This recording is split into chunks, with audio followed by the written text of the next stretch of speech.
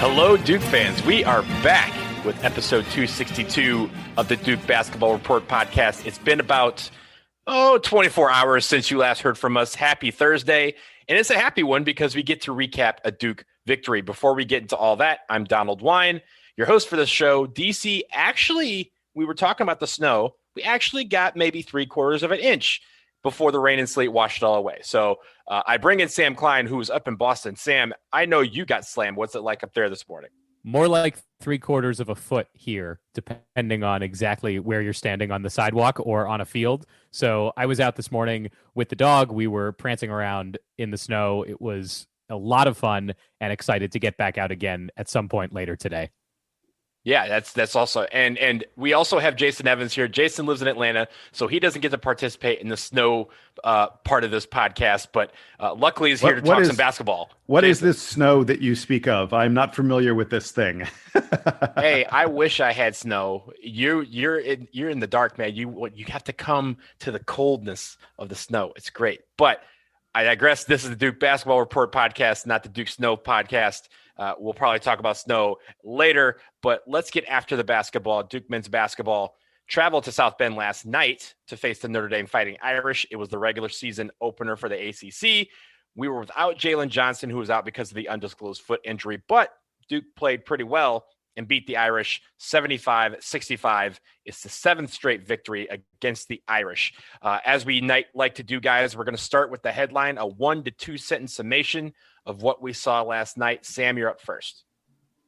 No Jalen Johnson, no problem for Duke, because it seemed like the Blue Devils weren't missing anything last night against Notre Dame. They took a comfortable lead early and were able to hold on to it throughout the entire contest.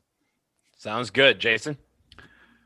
Shoot well, don't turn the ball over, and kill them on the boards. That's a formula for success. That's a great headline. It's like you're in journalism or something. For me, it's Duke shooting improves. Duke wins by stepping up and playing like Duke. Very simple. So we're going to start with the good. Luckily, we have quite a bit to talk about from this game. The most important positive from this game, we'll start with you, Jason. The most important thing I saw, I really think it was some stuff that we saw on offense.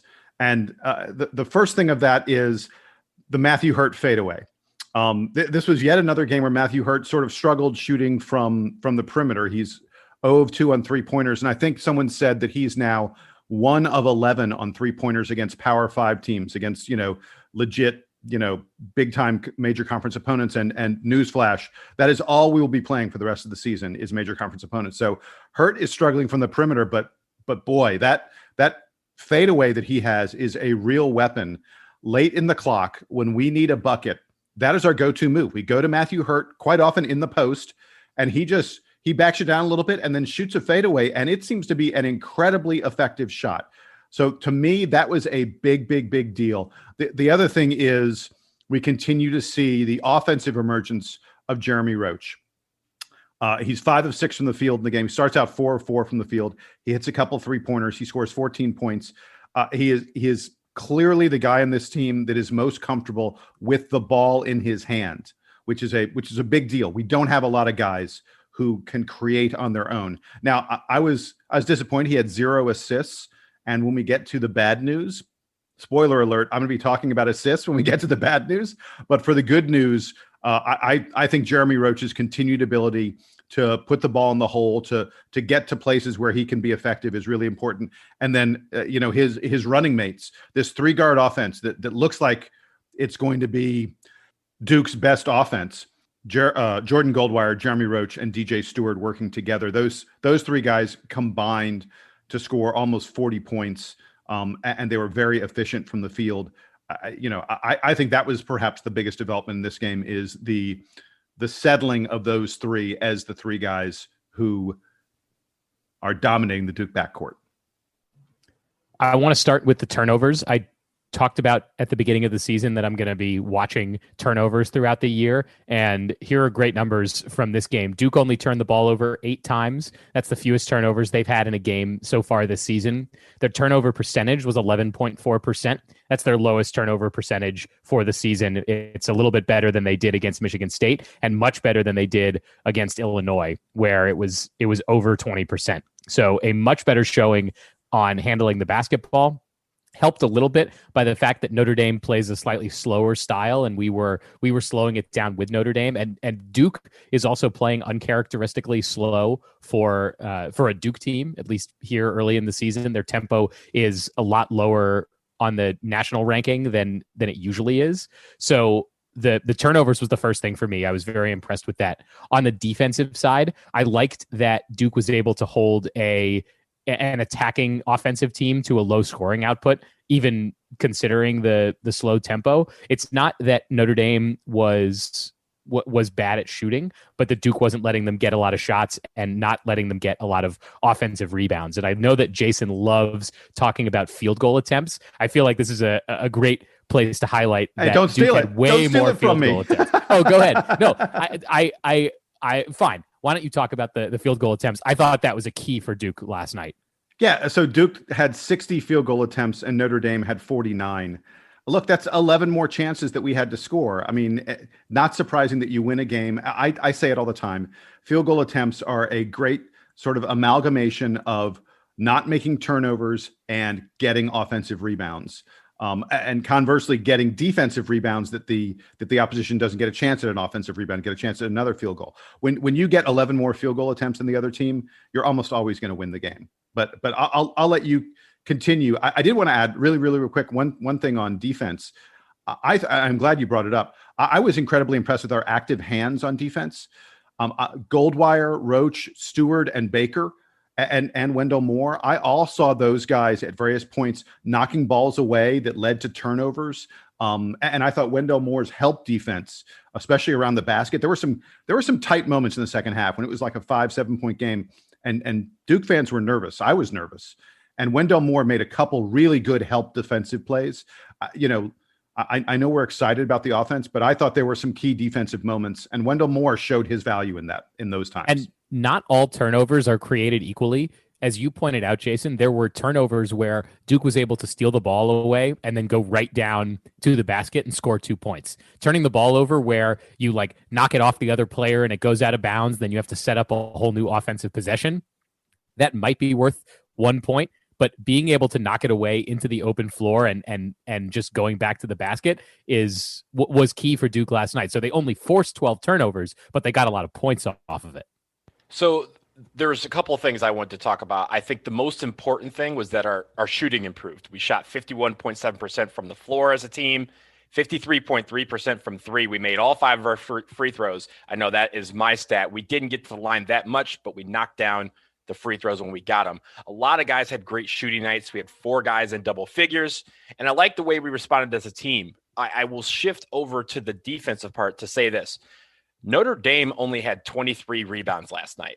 That is an amazing stat. 23 rebounds. I mean, in the given course of a game, there's going to be more than 23 shots missed. And the fact that we had 33 rebounds, they had 23, some of those were basically turnovers. I mean, 1 and out, and we're going down the floor to the other end. We outscored them on the fly quite a bit. I think we doubled their output and points in transition. So that is what we like. That's what we've been talking about all season. That's what the coaching staff has said that they've wanted to do. That's what the players have said they wanted to do. And we got to see a lot of that last night. One more guy that I wanted to highlight specifically is Jamin Brakefield. And I don't know how many times we've now said that we didn't expect a ton out of him before the season started, but he's really become an important part of the rotation here for Duke. When we were talking before this game about who's going to need to step up, who's going to get an opportunity with Jalen Johnson out, I think that Jamin Brakefield took a ton of advantage of that. 24 minutes last night, got 10 points on 8 shots and didn't turn the ball over in all of that time. That's a veteran glue guy type of performance for Brakefield. And by the way, 2 for 2 from 3. So a very impressive night for him. He looked really poised and like he really belonged on this team, and this is not something we expected from him. So I feel like if we're trying to answer the question from yesterday of who's going to get the most benefit from Jalen Johnson being out and who's going to step up, I think it was Jamin Brakefield. Yeah, there's no question about that. He was so confident on offense, and he seemed pretty creative in the way he was hunting for his shot, trying to it didn't always work. There were some shots he took that I was like, maybe that. But that he drove baseline from the corner and would come from the top of the key. Like, he was doing stuff that I did not realize was in his skill set, at least at the college level. He might have been able to pull that off in high school, but I'm surprised he was able to do it here early in ACC play in his freshman year. And I will add that I fully believe at this point our best lineup is Goldwire, Roach, DJ Stewart, Matthew Hurt, and Jamin Brakefield. I think there's little question about that. That's the lineup that Coach K was playing down the stretch. Look, obviously we need to see what happens when hopefully Jalen Johnson comes back. And by the way, I'll talk a little bit more about what Coach K had to say about Jalen Johnson's injury, in just a little bit. I'm going to get to some of the post-game comments, but I even wonder if that lineup with Jamin Brakefield, not Jalen Johnson, may be our best lineup even once Jalen Johnson comes back. And I also wanted to add really quickly, another guy that we haven't mentioned is Mark Williams, who didn't play a lot of minutes, and we're still looking for him to get more and more. But he had a couple really nice hook shots in the lane. Looked like he knew what he was doing, taking those shots and hit them with confidence. He also does a nice job distributing the ball when he gets it. He's a good passer for a big man, and he's length, active. He's active. Yes, and his length causes problems at both ends of the floor. I'm hoping we'll see more and more of him moving forward. So the last thing I wanted to mention as part of the good, I mean, like I mentioned, there's a lot of goods we can take from this game. There's a quote from DJ Stewart that he had in his post-game press conference, which, Jason, I know you were able to sit in on. And he talked about the fact, we've talked about how we've struggled with physicality. We've struggled against two teams in Illinois and Michigan State that were very physical and had veteran leadership, and we are just a very young team. Stewart had a very good quote. He said, Coach K, what he said tonight was that we played like veterans. We went out there and stuck with it. We knew they weren't going to go away, and they were going to hit shots. We just had to stick with it and play defense and let it lead to our offense. And I think that summed up greatly what they improved on. We asked them, if I know they listened to this podcast, but we said, hey, they need to improve their physicality. They need to improve that to play like veterans, even though they're not a veteran-laden team. And it seems like, at least in coach's eyes, they did that last night. There were definitely times where they remained poised, and a poise that we haven't seen yet this season, where, when the chips were down, we'll talk about those in a minute.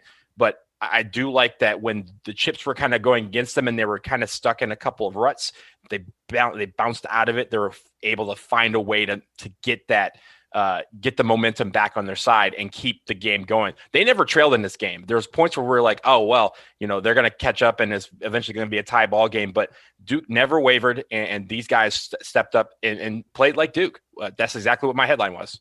I'm glad you mentioned DJ Stewart. Did you guys notice who led us in rebounding? It was DJ Stewart. I mean, that kid, his ability, his movement on the floor, if you're a young basketball player and you want to get better, watch the way that DJ Stewart is constantly moving on the floor. It creates opportunities for him on offense, and it allows him to be really active and go after rebounds. We said earlier in the season, I pointed it out. I was like, this kid, I bet he's going to get a tremendous number of rebounds for a 160 pound, nothing. He's so small, but he gets in there and gets rebounds. It's really impressive. And I just think, tip of the cap to him. As we finish off our good stuff, I just wanted to note his excellence in rebounding. So I will move on to the bad. We always have cake before, but we definitely have to have our vegetables. I will start with the significant negative from last night for me. It was, while we never trailed in this game, I know we just talked about that, we do still have lapses at the beginning of the second half where I feel like we come out flat. And at one point, as you mentioned, Jason, the league struck down to 5. It was around the 10:43 mark because we had a couple minutes where we just weren't sharp on the offensive end, and we let them creep back into it on defense. So we did a much better job of handling that, but I want to see us come out of the gates in the second half a little more polished and really just ready to just take the game from the other team. Just because again, we've been flattened by this in 2 losses so far this season. We've come out flat. The other team took advantage of it. They never look back. I want to see that happen for us down the road. We have a couple weeks off where they can think about that. But against Pitt, I want them to come out, especially in that second half, and just stick it to the Panthers. Really, really, like, just dig into them. Any momentum or any thought they had of catching up in the game disappears in the first 4 minutes. I think there's a little bit of this team not having. It's not that they don't collectively have the killer instinct. It's that none of the guys are fully comfortable being that dude, because Wendell Moore and Matthew Hurt last year were used to being second fiddle to the bigger stars on the team.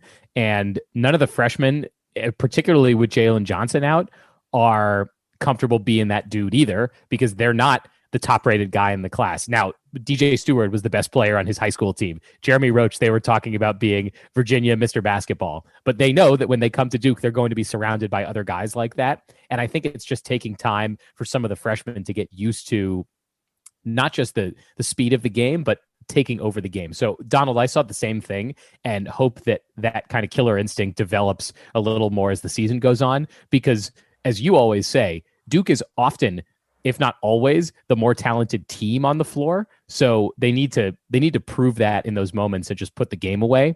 For me, the one bad news that I wanted to highlight is Henry Coleman not getting to play in this game and us not getting to see him. I really wish that there was more of an opportunity for him. We haven't heard a ton about exactly why he's not getting minutes, but it is going against our expectations from the beginning of the season when we thought, look, he's not going to play 20 minutes a game, but we sort of expected to see him for 8-10 minutes. And we did see Patrick Tapé and Mark Williams for limited minutes last night. So why not Henry Coleman?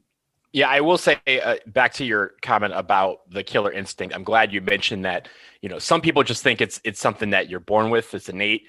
It can be acquired, and this team doesn't have it yet, as you mentioned. I think they're starting to inch into it, but also, I think we do have some guys that kind of have that killer instinct. I mean, think about it. One of the most important, alley-oops in Duke history was by Wendell Moore last year at UNC. He has some killer instinct in that regards. We just have to see it more often, but also at the same time, it doesn't have to be when we're down 2 and trying to catch up and have that kind of killing. It's great. When we go back to days of old, we talk about, 2001 teams and teams past where that killer instinct was in the first half when we would go up 30 and we're like, they're not catching up. They're not getting beyond 30. So those sort of things is what we want to see them acquire over the next few weeks. And I'll say this about killer instinct. And I mentioned earlier, the Matthew Hurt fadeaway. I think that Matthew Hurt wants the ball. When there's a key that moment. was clear last night. Yeah, he wanted the ball, and he was confident that he was going to make the shot, and virtually every time he did. Is that exactly killer instinct? I think it comes pretty close. He's developing into that. We are seeing Matthew Hurt grow as a basketball player more and more with every game, and that's a really important thing for Duke. And by the way, that's what we expected from Matthew Hurt coming into the season, because we heard about how many shots he was getting up last summer and how he wants to be more of a scorer. This fits with exactly what we thought Matthew Hurt was going to develop into. He needs to be a shooter. He needs to be a scorer for this team. Okay, but remember, by the way, we are in the bad news portion of the recap. So I do have a little bit of bad news. First one is, I don't know if y'all noticed, but Dane Goodwin just scored again, and he just scored again. That kid, we should have done a better job of identifying the player that Notre Dame was relying on, and it was clearly Dane Goodwin. He had an incredible game. By the way, if he doesn't play well for them, then we do blow them out of the building. But there was times in the second half where he was getting baskets, and I was saying, why are we helping off of this guy? Why are we focusing on anyone but him on the defensive end of the floor? We need to be stopping the guy who's killing us. And Dane Goodwin he just scored again. That kid, incredible game, and we should have identified it better. My other bad news is I mentioned assists. We only had 8 assists on 31 made field goals. We are still not doing a good job of creating with passing easy scoring opportunities. We did most of our easy scoring opportunities off the dribble. It's not a terrible thing. We had an efficient night. We had a good offensive night. In fact, arguably, in terms of efficiency, probably our best game of the season. But I'd like to see that assist number get a lot closer to 50% of our made field goals. Right now, we're down at less than a third, and that could be a problem on a night where you're not hitting a lot of threes and not getting a lot of offensive rebounds, which we were last night. And then the last two bad news things I had, the first one is Patrick Tape got the start, but I didn't think he looked all that comfortable out there. He didn't look fluid. I just wonder if he's really athletic enough to succeed against ACC level competition. I'm glad he got the start, and I'm glad he's getting chances, and I hope it comes together for him, but I didn't see a lot that encouraged me last night. And then the last thing is, I am dying. Please, can Joey Baker and Wendell Moore break out a little bit? We know they're capable of it. Joey Baker, he has 1 3-pointer made on the entire season. We're 5 games in now. I would have put that number, I would have put a bare minimum that he would have 5 3-pointers made at this, 1 per game. He's not qualifying for the Stats Game championship at this point because he doesn't have enough threes. It's crazy. He's just 1 for 9 on 3-pointers, and it's not that he's not getting enough time. He's playing 10, 15 minutes per game. So Wendell Moore again, had trouble with turnovers and wasn't scoring buckets. I said he had a good impact on defense, and he did, but both these guys are going to play. They need to play, and this Duke team will be so much better when they are better on offense. I don't know what it's going to take. I know they're both capable of it, and maybe that's a good thing, because at some point in the future they'll get better on offense, and when that happens, along with Roach and Stewart and Brakefield playing the way they're playing, this Duke team's going to be really good. Wendell Moore only had 9 minutes last night. That's not a good sign when it comes to the slump that he's in. Hopefully he breaks out of it soon. Okay, guys, since we don't have a game for another couple of weeks, I want to see what the takeaway is. I know we did this a couple of weeks ago, but now that we have a sort of break, we can talk about the one thing we want to see taken from this game and applying it to the rest of the games going forward. So Sam, I'll go to you first. What do you think that takeaway is? Defense turning into offense was the big one for me. I know we forced only 12 turnovers from Notre Dame, but we talked about how those turnovers led to baskets, and that's the easiest way for this Duke team to score. They're pretty athletic on the wing and in the interior, so I hope that they take this game tape and say, aggressive defense, traditional Duke style, disrupting passing lanes, getting the ball and taking it to the other end and making the defense regret, or making the opponent regret that they were careless with the ball. I think that is the way that Duke is going to win games this season. And my takeaway is sort of the exact opposite, but it plays off of that. I want to see us keep the turnovers down on our offensive end of the floor. We only had 8 this game. We've talked about that. It was so important. Duke has struggled with offensive efficiency. If we keep our turnovers down, if we continue to rebound well, if we find good shots, and I talked about I want more assists, but just find good shots, guys. That is why Duke succeeded against Notre Dame. That's what I want to see moving forward. So for me, I think you saw a team last night that played like they saw the light at the end of the tunnel. And that light at the end of the tunnel is they get to have a mental break. So my takeaway is for Duke to bring clear minds back to Durham when they come back from that break in a week or so. It sounds easy to say, right? But we've struggled at home so far this season. And I think mental health, just the fact that they've been in a bubble, has a lot to do with it. We talked about it on the last couple of episodes. I hope that this holiday break is enjoyable for them. One that they're able to recharge and get re-energized so they can come back to campus. And I hope this balances the team a little bit. It's also good to leave on a high note with the win before you go off for the holidays. So my best to them, and hopefully all those guys are able to enjoy their time away, and it gives them the mental break that they need to refocus in for the long haul, because the ACC season is a long haul. We got 19 more games to go. So, guys, I know we've talked about the game, but Jason, I know after the game was the traditional press conference, and you were on the Zoom to hear from Coach K, Matthew Hurt, and DJ Stewart. So tell us a little bit about what you heard from those guys last night, late after the press conference. Yeah, so the most significant, I'll just give you the headlines, the most significant things that I heard. First, Matthew Hurt, the thing that he said that I noticed was he was asked, who has stepped up? He was asked by me, who has stepped up since Jalen Johnson went down? And he said, it's been Jamin Brakefield. He said in practice, Jamin has been really good. And then we saw that translated onto the court. I thought for Matt to point that out was a big deal. DJ Stewart, the thing that he said that really I thought was interesting, Notre Dame allowed some fans to be in the stands. It wasn't like Cameron where there's no one there. There weren't a lot of fans. It was a smattering. They keep them very socially distant. It was the football team and like a couple of parents, I think. Yeah, but DJ noticed. He said, we were aware there are fans in the stands, and it helped with the energy of being in the arena, which I thought was a really interesting comment. I'm not saying that Duke should change things around and allow people in the stands, because I know that that's a dangerous thing to do. And health professionals who know a heck of a lot more about this than I do are the ones who should make those kind of decisions. But I was intrigued at the fact that DJ Stewart said, you know what? It helped us with our energy to have people there.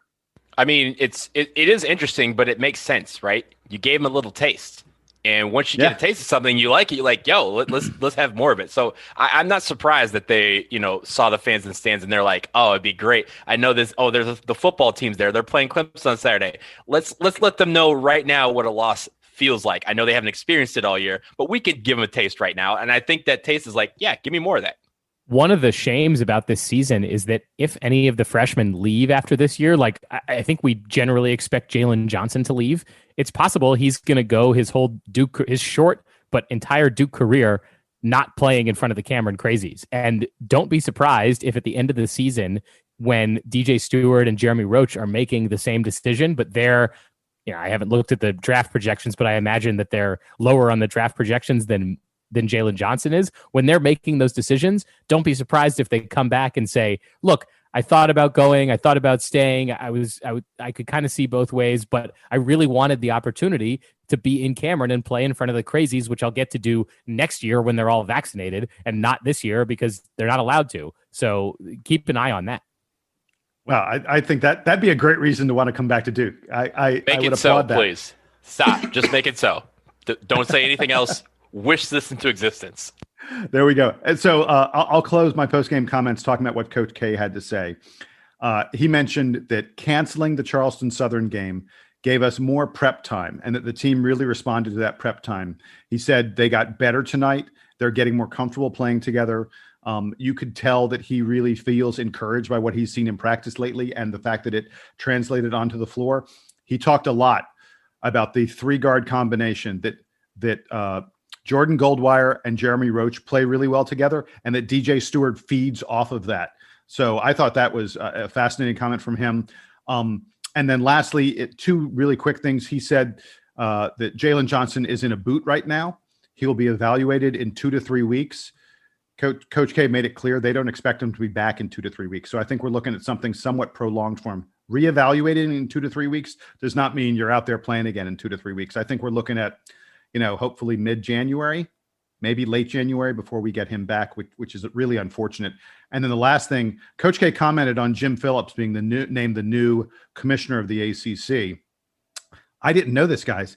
Jim Phillips and Coach K went to the same high school. They went to the school Weber in Chicago. And Coach K commented that, they've sort of known each other a little bit because of that. And K said that we stole something from the Big Ten. That Jim Phillips is a really, incredible commissioner, and Coach K seemed very, very pleased with the selection. I told you on the last show that the Big Ten people were like, dang, they got one from us, and it turns out we did. Okay, guys, we will pause here for a quick break. On the other side, we will give out Player of the Week awards. We will talk about what made the NCAA make a bunch of players available to play right now. And the first Duke program hits the pause due to COVID. Stick around to see which program that is.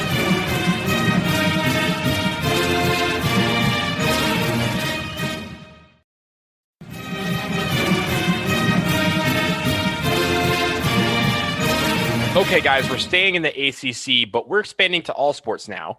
Yesterday, the NCAA decided mid-afternoon to have all transfers in all sports immediately eligible to play for their new teams due to the coronavirus pandemic. That, of course, doesn't mean much for the fall sports whose seasons have largely been completed, but for basketball, it meant several players were able to immediately be available to play for their teams. Trey Wirtz, a player who transferred to Notre Dame this year, played 21 minutes against Duke last night. And if you remember, former guard Alex O'Connell, who transferred to Creighton after this past season, he will be eligible to make his debut for the Blue Jays when they play at St. John's tonight. So, Sam, I want to bring you in. Tell me what you think about this news to make all transfers immediately eligible. Look, if we're going to put everybody in danger and having them play basketball when the CDC says not to, why not let them all actually play? They're going to be in the arena and they're going to be around it anyway. So let them play. I think everyone sort of acknowledges that this season is a little weird and different, and it counts, obviously, but it doesn't count in exactly the same way. So I'm fine with it because everything's getting disrupted. So you might as well let the players play. I understand why we have the transfer sit out rule in place, but I'm okay that there are a lot of exceptions to it, and that generally we err on the side of, look, players want to transfer because of whatever reason, and they should just be allowed to play after doing that without having some kind of penalty. So I'm in favor of this. So in addition to Trey Wirtz, a couple other ACC teams got new players, including Miami, who picked up Elijah Olaniyi. I think that's it. Olaniyi. Okay. He'd played at Stony Brook in the past, and not only was he made instantly eligible, he was made an instant starter. He started for them last night and played 37 minutes. Unfortunately, he didn't play very well. He was only 2 of 12 from the field, 0 of 7 on 3. But I mean, you can see how this transfer rule is making an immediate impact on several teams. And the interesting thing is, if I understand it correctly, guys could transfer right now and be instantly. I mean, essentially, we are in the instant free agency moment in college basketball. And I'm not saying that Duke would do this, but it would not be crazy for a team that, maybe needed some help in some way to go out and poach a player off if you're a high major team, to go to a mid major or a low major and just poach a player right away, because that guy can come in and literally play for you that afternoon. Obviously, you'd need some time to work him into the rotation stuff, but it is possible you will see some guys moving around. Usually December, this time of year, we see some guys transferring, when they're not satisfied with their role. We may see even more of that because everyone recognizes they are instantly eligible. They could transfer today and play tomorrow.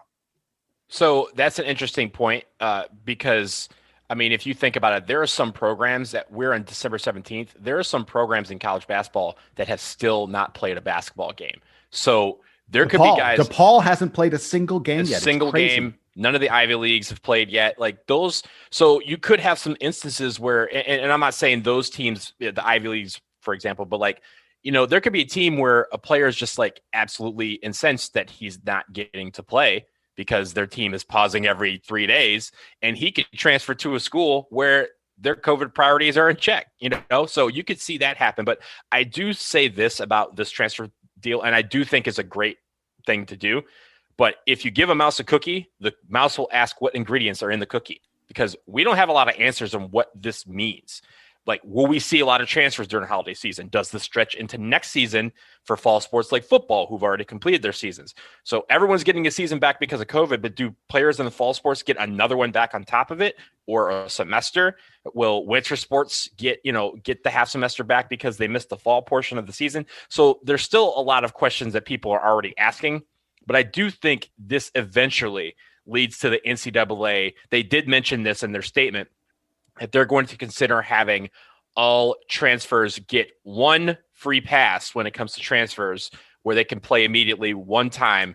They can't do, transfer several times and play immediately each stop, but the first stop, they can play immediately. So we'll see if it leads to that. In the meantime, it does mean that, at least for basketball, a slew of people were both men's and women's basketball were eligible last night to play, and they made impacts on their teams. And Donald, it doesn't connect directly to your transfer thing, but to another point you were making. I said DePaul hasn't played yet. They are not alone. There are 29 Division I teams that are yet to play a single game. Now, a dozen or so of those are in the Ivy League, but there are plenty of teams, including, I mentioned DePaul, Vermont.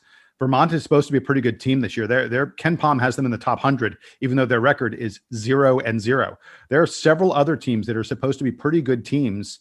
Temple hasn't played a game yet. Siena hasn't played a game yet. Siena's probably the best team in the MAC. The MAAC, the MAAC, and Siena hasn't played a single game yet.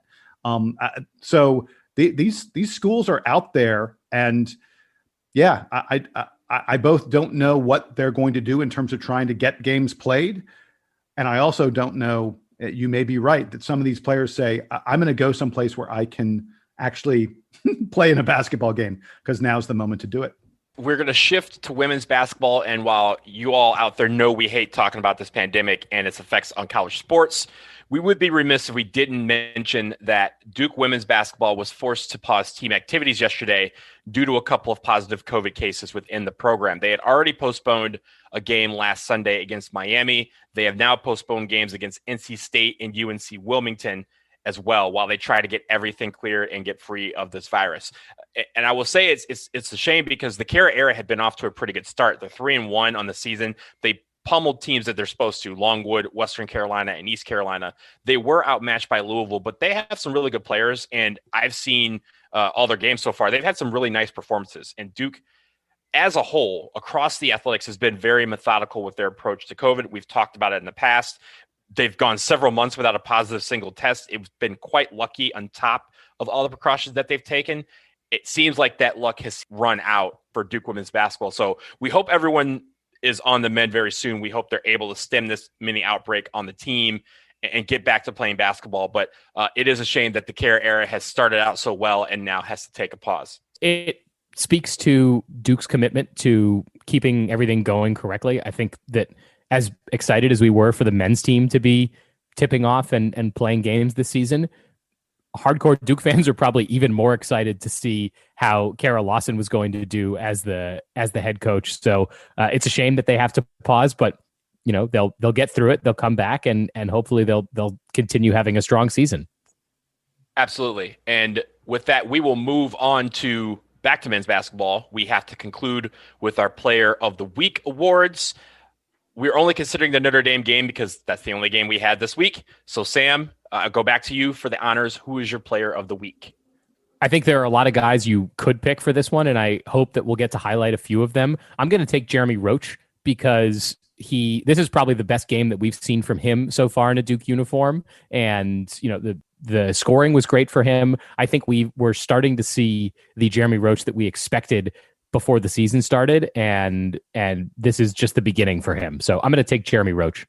I mean, there are really like four different guys that you could go with here. I'm going to pick Matthew Hurt, partially because I haven't picked him so far this year, and you guys already have. So I want to give Matthew Hurt a tip of the cap. He led the team in minutes played. I thought he was good at both ends of the floor.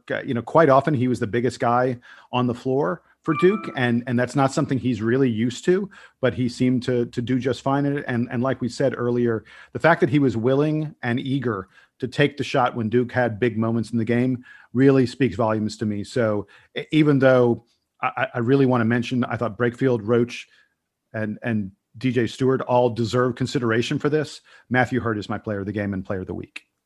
For the first time, we each pick a different player. I think that goes to what you were just saying, Jason, about many guys having great performances. I'm going with DJ Stewart, 16 points, led the team with 7 rebounds, 2 key steals, 3 of 4 from three-point land. And on top of everything, I thought he was just an energizer for us. He had a couple of lay-ins, especially that 1-and-1 that was the play of the day, according to Duke basketball, that really sparked our team. He played extremely well. And at times, I thought he led the team with his offense and his defense. So that is my pick. Again, we are putting this on the forums for each week, and Jason's been great to update that with our picks. If you have picks, post in the forum under that chat so we can see who you thought the Player of the Week was. And because for us, it was a 3-headed race, and I think there could be more that could be added to that list. Yeah, I feel terrible. We've gone through this whole podcast and we really haven't spoken about Jordan Goldwire at all. And I thought he had a very, very steady game. He's showing the kind of leadership that you expect out of a senior. It's like he's a guy who really knows how to pick his spots and knows where to take advantage of the other team. And he's always going to play good defense. So I feel awful. I mean, now we've mentioned everybody of the team, I think, but I really wanted just to say Jordan Goldwire is playing better. One final stat that I had, Duke in its last 38 losses have come back in that next game. They are 33-5 in those games. So I think that is a testament to just being able to recap and re-energize and reboost. But I also think Coach K alluded to it, that because of the Charleston Southern game being canceled, they had a chance to focus in on Notre Dame and really hone in on the things that they knew were going to get them over the hump in South Bend. I thought the team did very well in that. We've talked about all the accolades that they deserve. Hopefully they have a great break and continue this when they come back from that break.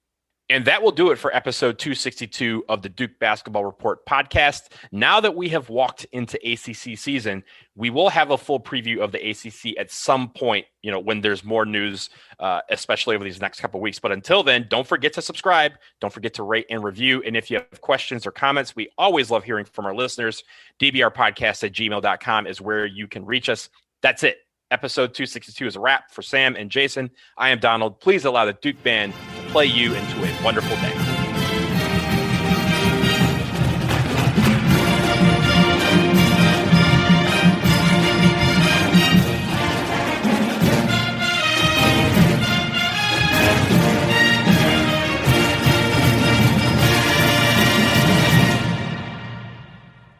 Who's hosting? Hello. Oh, I am. Oh. So I was like, wait, am I hosting? Wait, Perfect. I was like, Is it my Perfect timing. turn? on Perfect Zoom, we're all looking at each other constantly. So Yeah. it could be me. I just don't know. It's me. It's me. Let me give you a big Labor Day surprise. Most people think if we all exercise the same and eat the same, we'd all look the same. And let me tell you why that's wrong. Your body is unique and your metabolism is unique. I'm Lacey Green and I'm a super trainer at Body. That's BODI.com. And you can't see me, but I don't look like your average personal trainer. I'm curvy and I'm proud of it. So I created a program for beginners only on the Body app to show people like us how to get incredible results and be our version of happy and healthy. This isn't just workout videos. It's people like you and me. It's community. It's incredible trainers. It's easy to follow nutrition and mindset experts to help you reduce stress and just feel better. And you can get started with my new program called For Beginners Only. Now, here's the big surprise. If you go to body.com right now, that's BODI.com, not only can you get everything Body has to offer at 50% off with an annual membership, you'll also get an additional 20% off, but only during Labor Day weekend. Let's do this together. Go to body.com. That's body with an I.com.